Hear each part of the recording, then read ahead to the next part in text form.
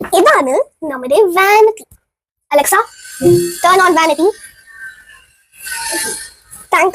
ഇതാണ് എന്റെയും മറിയത്തിന്റെയും വാനിറ്റി. അപ്പൊ ഇതൊരു വാനിറ്റി ടൂർ അല്ലെങ്കിൽ ഒരു ഓർഗനൈസിങ് ടിപ്സ്, ഞങ്ങൾ എങ്ങനെയാണ് ഞങ്ങളുടെ ഒരു കോസ്മെറ്റിക്സ് സംഭവങ്ങളൊക്കെ ഓർഗനൈസ് ചെയ്ത് വെച്ചിരിക്കണേന്നൊക്കെ ഒന്ന് കാണിച്ചു തരാമെന്ന് വിചാരിച്ചു.